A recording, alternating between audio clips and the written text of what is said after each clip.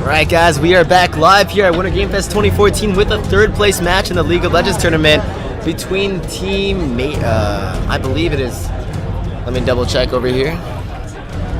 Team For the Ratchets versus Team Salsa Squad. Now we saw both of these teams earlier today duke it out with two UCSD teams, Leroy Jenkins and get in here, right, guys. We are back live here at Winter Game Fest 2014. And even though they put up a fantastic fight both games, they were knocked out and are now duking it out for the third place prize. Team For the Ratchets versus Team Salsa. Alright, man, I'll scoot down for you, Ranger. Earlier today, duke it out with alright, guys. I am actually joined here today by Ranger Reitmeyer, aka Firelord Iroh, who we just saw playing in the match versus For the Ratchets. Ranger, we're going to be casting the third place match against the team, with the team that you just played against. For the Ratchets versus Team Salsa. Man, I'll scoot down. Alright, so anyways, Ranger, tell us a little bit about yourself and the UCSD team. Actually joined here today by Ranger Reitmeyer, aka Firelord Iroh, who we just saw playing last year around this time. For the Ratchets. I was sitting in third place match and I saw the UCSD team with play. the team that you just played against. I was really inspired by them, actually. I had no experience. Ranger, tell us a little bit about yourself and the UCSD team. Yeah, you're online. Alright, so I had no experience with Iowa play or even Diamond last year, so when I saw them, I thought, these guys are they're like pro, they're like my idols. This is what I want to be. Yeah, you are. This whole time. It says viewers 13. We're live. And so I had no experience.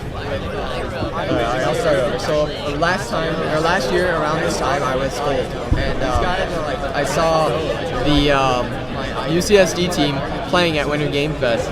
My team did make it to the second day, but unfortunately we couldn't compete because our AD carry couldn't make it, so we were forced to drop out of the tournament. But I came and I watched the UCSD team play, and I saw, they were all diamond, and I really admired them. They were what I wanted to be. I wanted to be diamond, but I never really had the incentive to kind of become diamond. And after seeing them play, I wanted to join the UCSD team. I made it my goal. I heard that Heartbeat was moving on to go play for Team Marn, so they needed a mid laner. And at the time, I had played mid, so I made it my goal to join, to do my best to get on the UCSD team. And I tried out, and after seeing them play, I was told at the time, alright, if you can get to Platinum 1, we'll give you a tryout. So I tried out. I was at Plat 1. And I ended up making it on the team, surprisingly, even though there were other people that tried out that were diamond. They chose me, and it wasn't long after joining the UCSD team that I managed to reach diamond. I sat at diamond 5 for a while, and then one day, pretty much in the span of 2 days, I climbed up to diamond 2, or diamond 1. I remember telling this guy, I was like, Ranger, it was after Winter Game Fest, and I was playing at the UCSD team at the time as top laner, and Ranger, he walked with me after Winter Game Fest, and he was like, oh dude, I want to join the UCSD team, and I was like, what rank are you? He's like, I'm gold, and I'm like, yeah, well, if you want to join the UCSD team, you gotta get diamond first. So I was like, if you ever get to diamond 5, hit me up, and I'll see if you can join. And he did. And now he's on the UCSD team, and I'm not, so congratulations to Ranger. I used to play mid for the UCSD team. Unfortunately, Kevin couldn't play this quarter, and I did have a bit of a background in top lane. So we did tryouts, we looked for a top laner, but we couldn't find one, but we found a lot of mid laners. If you ever get to diamond 5, hit me up. You know what, I'll move to top lane, and we could find a mid laner. It'll make it easier on the team. And so I moved to top lane. At the time, my champion pool was really small. I only played Jax and Renekton. But since then, I've really expanded, branched out, and I've gotten to really learn the lane. I don't want to say I'm really good at top. I still have a lot to learn, but I do know my way around the top lane. I can. At the time, my champion pool was really small. I only played Jax. Alright, Ranger, thank you for your testimony. Getting back into the game now. It is now 1:50 into the game, and lanes are about to start. We have Team SMF, aka, sorry, not Team SMF, Team For the Ratchets versus Team Salsa Squad. Salsa Squad on blue and For the Ratchets on red. Alright. Now we see Corbin right here starting on red buff, and Shinto starting on blue buff. What do you think about these early game starts? Do you think Lee Sin should be starting red buff instead of blue buff into the game? And lanes or you mean Lee Sin starting at blue? Amumu started red. Yes. What I think is a bit of a mind game that was going on here. I think Amumu thought that he was going to be invaded by Lee Sin right here, starting on red buff. And, so he decided to take his red buff. I think that's a very risky thing to do because Amumu really... Well, Ian Please getting engaged on right here. Epsilon getting brought very low and getting taken down by Lulu for first blood, and that is an early first blood. But Ian Please picks up the kill on dual impulse, and that is going to be a 1-for-1 trade in favor of neither team. And Lee Sin, he's bringing out those ganks really early. Lee Sin obviously is well known for his early ganks. What can you tell us about that? Oh, as someone who has played right here, Epsilon getting brought very low, and Lee Sin is very devastating early on if you run into him. He will probably die. That was a really cheeky thing that he did, taking his blue and ganking at level 2. I don't think a lot of people will expect that, and Amumu actually is responding correctly to this right now by invading Lee Sin's red, but he does not have smite, so we'll have to see if he's able to take this.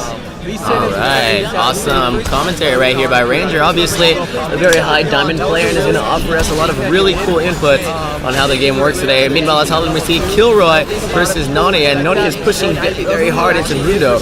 Do you think Ribbon should be pushing against Mundo with your top lane knowledge?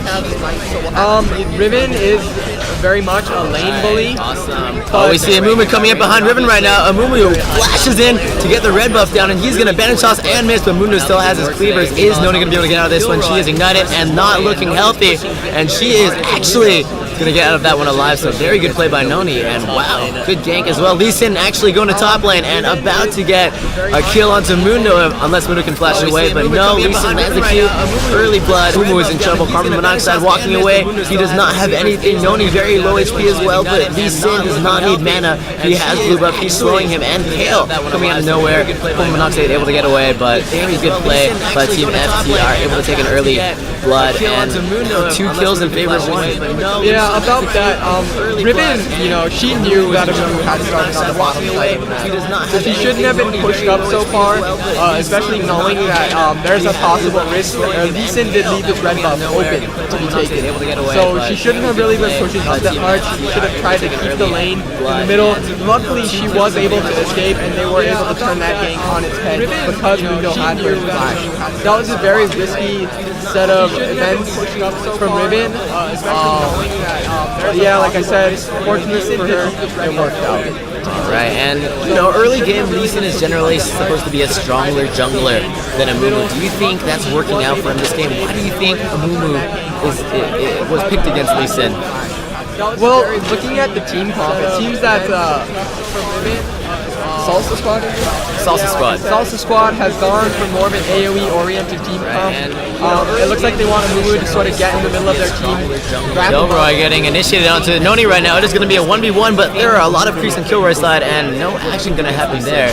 Sorry to interrupt you, Ranger. Back to your analysis. They're going for an AoE-oriented team comp. They want Amumu to get in there and to have Orianna, to give Orianna something to put her ball on. If the combo does succeed, getting initiated onto Noni right now. It is going to be a 1v1, but there are a lot of... Shinto getting a Q onto Mundo, resonating strike and laying down that crippling, and Noni is able to pick up another kill onto Mundo, and that's going to be a very, very fed Riven and Lee Sin. Now, Riven 1-0-1 against a 0-2 Mundo. Mundo's going to be in a lot of trouble. What do you think Mundo should be doing now that he's so far behind in lane? Mundo should not be trying to trade against Riven, and something that Mundo isn't doing is he's not buying resonating strike and laying down that crippling, and Noni perhaps consider getting cloth armor so he could go into Ninja Tabi and get some health potions. Stay back, kind of CS with your cleaver. You're going to have to skip some CS, but it's better than dying over and over again. If you can afford to die, then I don't know. You can't really afford to die at top lane. It's really one of those lanes where it's just devastating. You die in the early game. Mundo needs to play safe right now. Definitely. Top lane known to be very, very snowbally, and moving back into mid lane, we see the Ranger against Kale. Now this is a very interesting matchup. Orianna known to generally do very, very well against Kale. Amumu barely missing the bandage shots, corporate monoxide, making his rounds around the map and doing a very good job of that. And back in the bot lane, Huaking is very low, and Ian Please out CSing the enemy AD carry by 3. Very, very snowball. Do you think Ezreal should be winning against Raven here against Kale? Now this is a very matchup. No. If you look, FTR has picked a very early game oriented team. I feel like Draven should be zoning more. Draven's a smart pushing bot lane, so he's pushing Ezreal under his tower. Unfortunately for Draven, Ezreal has already backed, so he has the extra AD. Definitely. CS under the tower. He should not be pushing him under the tower. He should be keeping the lane towards the middle, slowly pushing it in, denying Ezreal as much CS as possible, and punishing him when he tries to come up to CS. Awesome. And moving back to the top lane, Kilroy now, like you said, playing very safely against Riven. Where do you think most of the action will be happening this game? Should not. I really want to pay attention to mid lane, especially with both junglers. I feel like Amumu Orianna, if Kale does get ganked, she has to ult right away. If she's not able to ult right away, it'll be lights out for Kale. That being said, Orianna is also very susceptible to Lee Sin ganks because she does not have an immediate escape or immediate gap closer to get away. Going in for a gank on Riven. Will he land the bandage toss that will guarantee the kill? Yes, he's going to go for the Curse of the Sad Moment. Riven pops her ultimate, but does not have enough time to combo them out, and that's going to be morale booster. And Shinto going down on Lee Sin, kicking Ethlon into the wall. Ethlon is dropping very low. Draven barely misses the Whirling Blade, and Ethlon is going to be taken out by Ian Please, doing tons of damage. They're all very low. Can he pick up a kill on this one? Dual Impulse has about 10 HP left, but Ian Please has no means of getting to them. So that's going to be a 1-for-1. One for blue in top lane and one for red in bottom lane. Good plays by both teams. Definitely. Lee Sin did botch his ultimate a bit there, but you know, kicking someone into the wall as Lee Sin is also a pretty good thing to do. It was a successful gank. I'll give them that. Draven, you know, living by the skin on his teeth. Skin on his teeth, yes. Alright, moving back to the middle lane, Lanfear and Kale both with the blue buff. JMO going down to Lanfear, doing tons of damage. Lanfear not really responding in kind. I feel like Lanfear should be laying down some more harass against Kale here. Interesting. If you look at Lanfear, could you please click on Lanfear for a second? I want to talk about his skill order here. He has 2 points in every ability. Well, he leveled up, but he had 2 points in every ability. Lanfear had 2 points in every ability. I'm curious as to his logic behind this skill order, but it looks like it is able to keep him healthy in this lane. If I had to guess, I'd say one of the points in W was a misclick. Well, I mean, you can. I think he wanted to get the extra point in shield to kind of gain the additional resistances as well as sort of mitigate some of Kale's burst. I don't know why he had 2 points and everything, but it doesn't look like it's hurting him too much. Alright, and we see moving top lane, Amumu barely missing the bandage toss, but Monu's going to go down anyway, popping his ultimate. And in the bottom lane, more action going on, Hawaken getting caught out, but I'm more interested in the top lane right now, where Riven is getting chased out by Mundo and barely able to get away.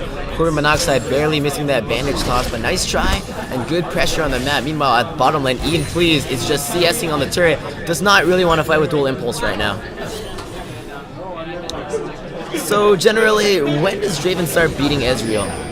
Draven actually starts beating Ezreal from the moment lane starts. Whoa, huge Orianna ultimate onto Kale. Kale pops her ultimate, try to get away from Mumu.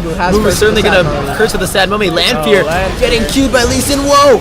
Perfect Q, but you know, Lanfear gets taken out, and now it's up to Amumu to 1v2 right now. He may be able to get Kale. He does. Flash onto Kale, misses the auto attack, and that's going to be a 2-for-0 exchange. Great plays by Shinto and Lanfear. Very clutch heal coming out from JMO, and we. Whoa, huge! Ezreal ultimate by Ian Please. That's going to take up a kill. Mundo coming down into mid lane, picking up a kill as well. Ethelon going on to Lulu, and that's going to be 2 kills for bot lane. Maybe she might be able to get away, but no, Mundo able to get more cleavers onto Lee Sin. Those cleavers just keep coming. Action just all over the map, but yeah, Mundo really doing work down there. He is leaving his top tower exposed right now, but that was a very good roam from Mundo, and that is just what he needed to get back in this game. Definitely. It is now 6-6 here in this best of 3. Team Salsa Squad versus For the Freljord, and actually, the gold count is perfectly even. I have not seen that all day long. It is 16.3 to 16.5. Such close games on the stream these past couple games. And wow, Kilroy now with a double buff against Riven. Do you think Mundo benefits a lot from double buff? Well, any champion really does benefit a lot from double buff. The thing is, Mundo, you know, if he has his blue buff, the cooldown on all of his skills is lower. He can spam that ultimate more. He can spam that heal more. Riven stunning Mundo and going down on him, putting down the Ignite and the ultimate going to finish him off. And Cormanac's going to back off of this one. Noni showing some great aggression when Mundo was totally not ready. That is what he had to watch out for. He has no armor. So, and Riven has a Brutalizer. He cannot stay below 50% HP against a Riven with her Ignite up. He should have ulted. Leeson walking into buy lane. Can he pick up kill here? Huge insect play. Ethelon going to get taken out with no problems, even burning exhaust. I don't think that was necessary. But free kills. They may go for Dragon here after pushing this lane, and Core Monoxide left to defend top lane by himself. It is looking bad for Salsa Squad right now. What do you think they should be doing? Well, Lanfear is doing the right thing. He's responding to this by pressuring mid tower. I don't know why Kale roamed up, but Lanfear is pressuring mid tower. There's not much they can do about Dragon, seeing as how their bot lane did die, but we actually someone teleporting in. Is he gonna go for a Dragon Steel here? He actually barely misses the kill, but he's gonna go for some cleavers right here. Great Orianna ult. He's gonna keep chasing down with his cleaver, but I don't think they have the pet means to chase. Kale here zoning them out, and Ian Please not able to make much of this one. I disagree with that Orianna ultimate. Lanfear could have held on to that a bit more. Bald Mundo waited for him to get into the middle of their team and hit more than one target with it. Unfortunately, all he got was Lee Sin, and you know they didn't really kill him. Because, Lee Sin a little bit too mobile to get taken out by one ultimate, but now blue team pushing out to middle turret. Great play, good map rotation. They're going to take this turret with no problem. And that's going to help out their slight goal disadvantage, evening it up to 19.2 to 20.4. Alright, meanwhile in the top lane, Noni is pushing down onto the turret, which is actually quite high considering how much Mundo has been roaming. Mundo going to get back to the lane, go on to Noni, but Noni's actually going to keep going for the turret. She really wants this turret. And she's going to back out. Something I want to point out here is that JMO has gone an interesting route for his build, and not one that I necessarily agree with. He doesn't really have any early on magic damage. His burst is really low. I think he kind of gimped his build by trying to get a little Whoa, Lee Sin coming behind Mundo, giving him the kick, and Riven is going to pop ultimate, and that's going to be an easy kill for them. And surely a top lane turret as well. Mundo is just getting picked on this game. Can Mundo really respond to map pressure? Because right now I see this Mundo just struggling to stay in the game. You know, top lane, it is very much influenced by the jungler. And right now, Shinto is just out jungling. Ethelon getting caught in a very bad position. He is surely going to get caught out by Kale right here. Flashes, and wow, great crescendo. Good crescendo. Stopping the gank and getting him to safety, though he did have to burn both his ultimate and his flash, but I would say worth. That was a very good crescendo. As long as they're alive, they can keep farming. Definitely worth. Fantastic. Alright, moving into bot lane. Ethelon kind of wants that ward right there, but Lulu's going to get a couple auto attacks into the pink ward. Actually going to keep going for the pink ward, able to get it. Ooh, yes, but bandage toss down on Lulu. I don't know if that was worth it. Amumi going to slow her with the red buff. Ian Please here to help him out, but Ian Please going to get jumped on by Shinto. Getting caught very low. Curse to the Sad Mommy bringing him down. Ian Please is still alive, just barely. Never mind, he is now dead. Kale coming in for the kill. Amumu now going to get caught out by the Lee Sin Q. He's going to go for Sona or Amumu. Looks like he's going for Amumu now.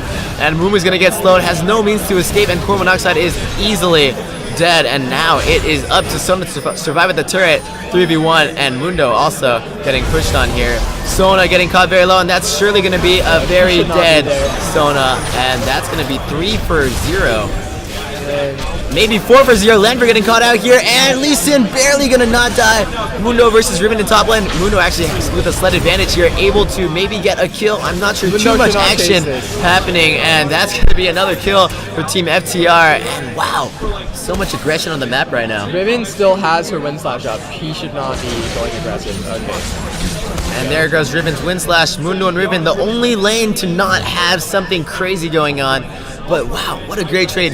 4 for 0 for Team FTR. Lanfear's rotation on that was really bad. He should have kept pressuring mid. His team was already dead. He could see that if he just looked. It was a very bad position for his team to be in. He should have pressured mid while JMO rotated. Maybe he could have gotten some damage onto that tier 2 middle turret, or he could have rotated top, ganked Ribbon, taken the top tower. I really disagree with the decision from Lanfear right there, but good play coming in from FTR. Lulu kind of baiting that out. I'm not sure if it was bait or if her team just happened to be there, but anyway, it was pretty well done.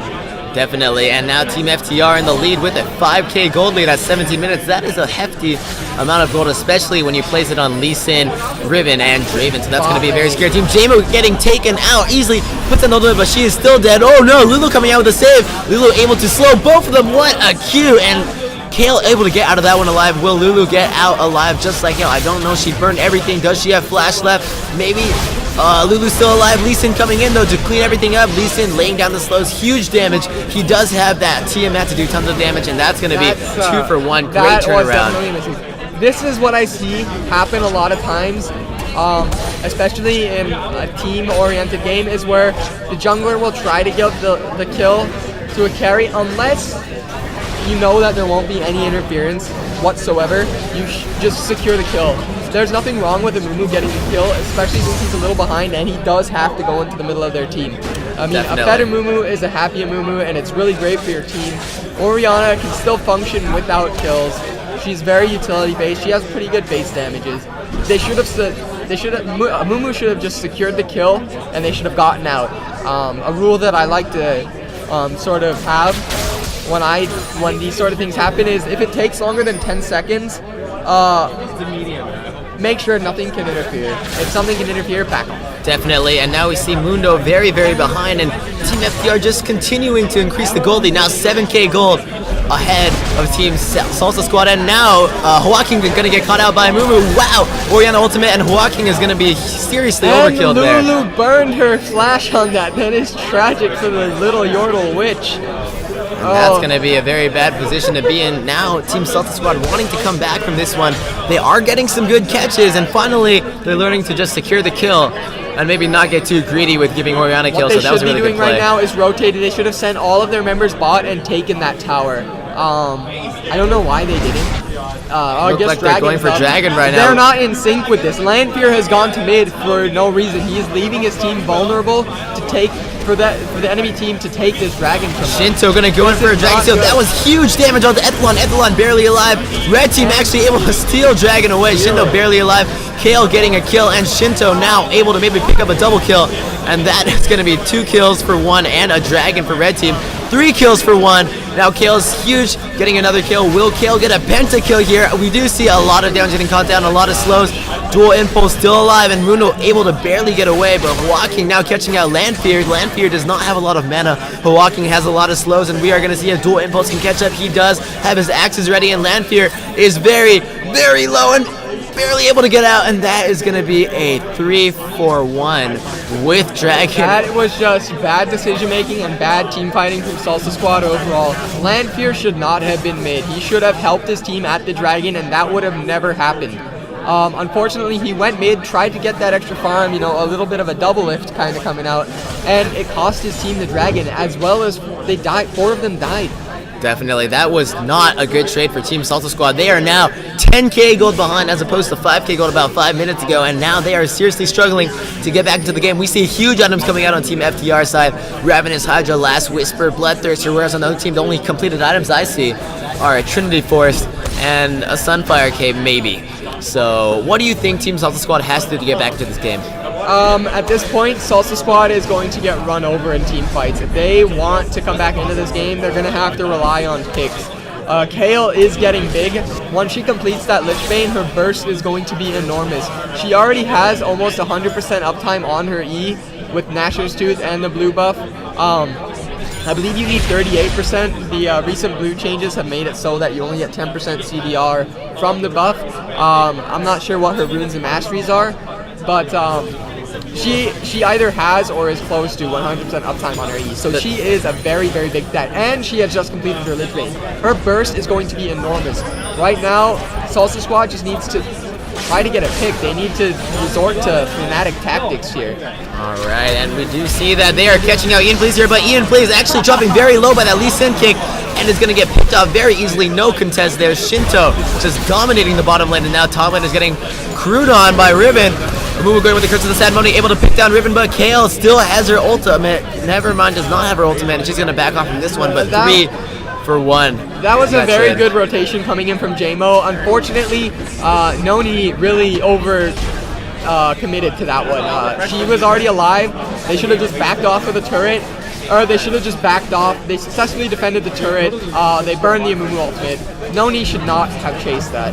Definitely. I noticed that both teams are making slightly more aggressive plays than they really should be. Do you think that's because they are in the 3rd place match and they don't really care anymore? Do you think it's a matter of just the nerves of being in such a high profile match? Well, you know, I think it might be a bit of both. Obviously you don't want to lose, right? So maybe there's a bit of nerves getting to them, or maybe they don't just care. But either way, this could be dangerous for Ezreal. Shirley's Reverie coming down, and they are going to not take anything, just going to run at Ian Please like a very crazy bunch of people, and Ian Please is going to walk away from that one, but Shinto getting caught out by Mundo right here. He's going to kick him away, do a lot of damage. Carbon monoxide able to, whoa, he's going to go back in. Sona ulted, and Sona is able to exhaust him. Shinto now being very dangerously low. Mundo going to chase him down for an easy kill, and that's going to be a little greedy. Not only do okay, well that was a very greedy play by Shinto. Something I want to point out though, Lanfear missed his ultimate completely. First of all, I don't think that was something you want to use such a powerful ult, an Orianna ult on, and secondly, if you're going to do it, you have to land it. Definitely, you have to land whatever. What are we talking about? Hello, I'm just going to sub in for Kiki for a little bit. Yeah, you know, I don't think Lanfear is on point with this game right now. I'm definitely expecting a lot more out of him, being that he is a very high Diamond 1 player. I've seen him in solo queue. He does perform very well in the games I've seen him. I don't know if nerves are getting to him this game or what, but yeah, sometimes nerves are just really. This is a lot of people's first LAN event. It's a it's a college thing. This is Winter Game Fest. It's not all of us aren't professional players, so it's that LAN effect that we see pro players get affected by. It's just even more exemplified and extended beyond for the amateur players. Not only that, but people do have bad games. Yeah, and what is this? Is this game 1, right? So. This is game 1. He definitely has room to turn it around in game 2. I'm really looking forward to seeing what he actually does. But as of right now, Salsa Squad needs to. They have 2 options. They can either. Oh, here we see action going on in the top lane. Riven is going on to Mundo. But it looks like he's on full retreat. Mundo's gonna get Cleaver hits onto to Riven. Riven's gonna try and pop the ult. Will last one no kill. He's gonna take Noni down. Someone flashed for that, or Lanfear flashed for that. I disagree once again. Yeah, but securing it. But down here at bot, there's 3 pushing. That's punishing Salsa Squad. That is a mistake. This is poor rotation from Salsa Squad. No one should send that many members up to top lane to stop a Riven. Mundo could deal with her on his own. And they're not getting anything off of it. This is a mistake that a lot of teams make, where they will go for a kill and then after it happens, overcommit, right? No, it's not even that they overcommit. It's that they go for a kill. After they get the kill, they're like, well, what do we do now? Yeah. They don't think ahead of time, is there an objective we could get off of this? Is there something we can do to establish dominance on the map? Getting a kill like that is just a minor annoyance for the person that you kill. Well, it looks like Salsa Squad is actually going for an objective now. It looks like they took your advice right then. Well, it doesn't look like this is a result of getting that kill onto Riven, though. Well, he does hit the smite, so Carbon Monoxide able to get the dragon. They shouldn't fight this. They should not be fighting this. Salsa Squad needs to get out of there. They will get rolled over. Oh, Crescendo comes down. 2-man ult. Kale's going to ult herself. JMO is there, trying to hit down. Ian Please on full retreat. Riven's there as well. Double kill comes out for Lee Sin. It looks Mundo is trashing on to Draven right now. Draven has to flash, but it looks like Carbon Monoxide actually is going to fall. This is a 4-for-2, looking in favor for the Ratchets. You know, the fight started off looking good for Salsa Squad, but like I said, they're too far behind to be fighting like this. They don't have the items that they need in order to survive these team fights. So even though they did have a good start to that fight, it turned out poorly because of the gold difference. Yeah, it looks like Shinto is actually going to get the ace. Little delayed, but it is onto Mundo right there, and it looks like Noni is just pushing up this mid uncontested. It looks like Orianna is going to respond. There is Sona as well with the home guards, and they're doing a split push right now. Draven going to get this inhibitor, but it looks like Carbon Monoxide on Mumu. He's going to try and stop it. It looks like Shinto is on full retreat, flashes over the wall to escape, but Riven is there as well to, help provide some resistance. I want to talk about that team fight that just happened a bit earlier. Salsa Squad, if they wanted to fight it, I believe they could. They had a chance to fight it if they had fought it in this area right here. They do have an AoE team comp, so if they could have baited the enemy team in there and clumped them up, they could have won that fight. Unfortunately, picking an area like the river to fight when you're really behind, it's just a really open area. I really disagree. Their team comp demands that they fight in closed spaces. They just really picked a poor location to fight, on top of being very behind.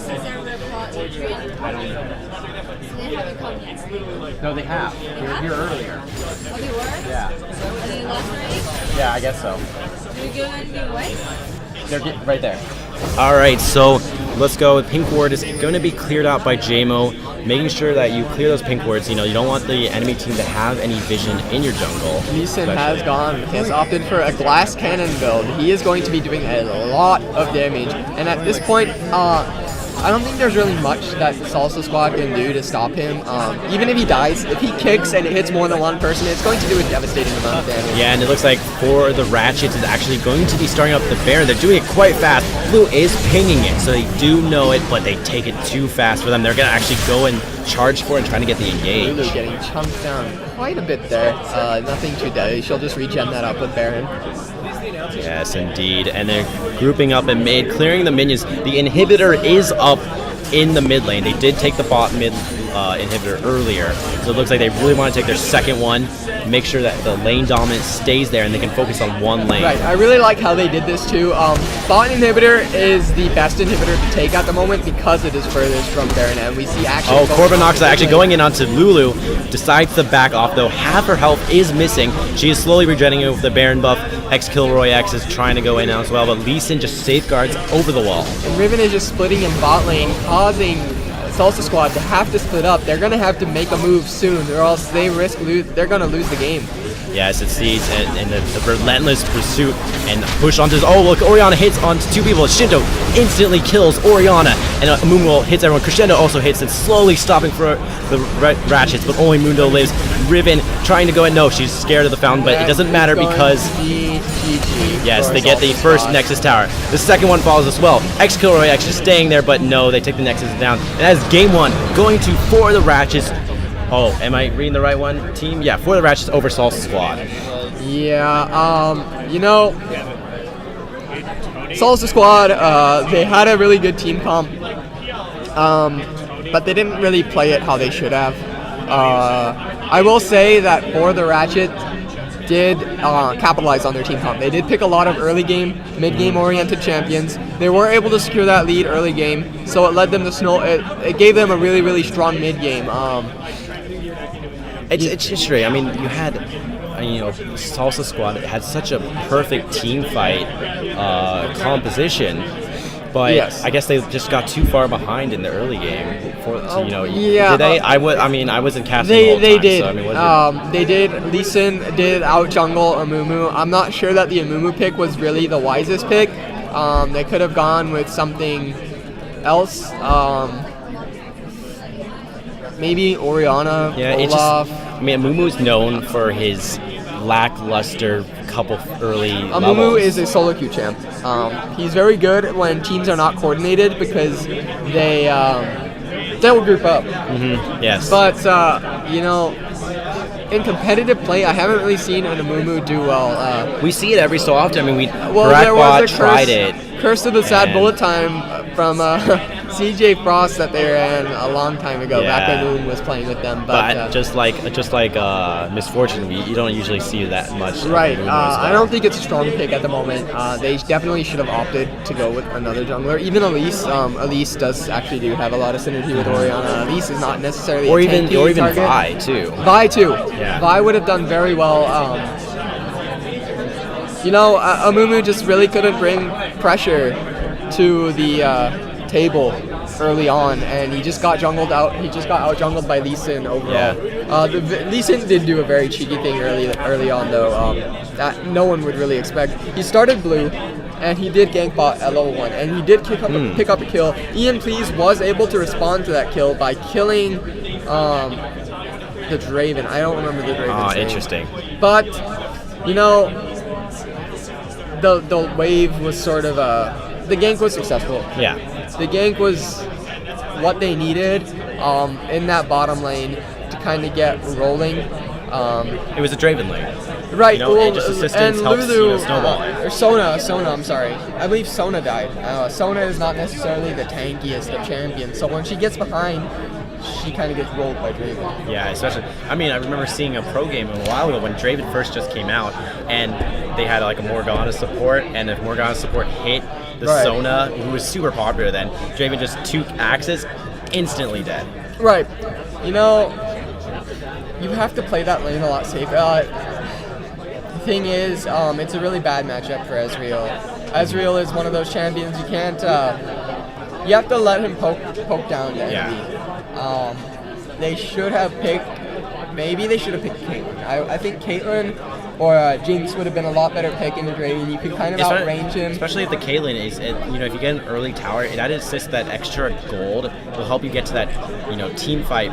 Right, and even earlier. then, Caitlyn is a lot safer with Against a Draven. against a Draven, Yeah. right? It's really hard to all in a Draven, which is kind of what Sona Ezreal is looking to do at level 6. It's really hard to all in against a Lulu. Because he heals all in back and, right. do as Lulu much Draven damage. is just a very hard lane to all in because Lulu, she's going to give Draven that extra HP when you try to all in. She has the shields, the polymorph. She has a lot of things she can do to protect Draven. And not only that, but Draven already having a lot of damage without very many items, he is able to just turn a all-in on its head. Yeah, definitely. Well, that was Game 1. We'll be going into Game 2 shortly. I would like to once again say this is the Winter Game Fest 2014 here at UCSD. It's Day 3 of competitive play. Shoutouts to our sponsors, Riot Games, Tespa, Asus, Monster Energy, Kingston HyperX, Sony, as well as GamerCon. Thank you again for supporting Winter Game Fest. Thanks for tuning in. We'll get into Game 2 soon enough.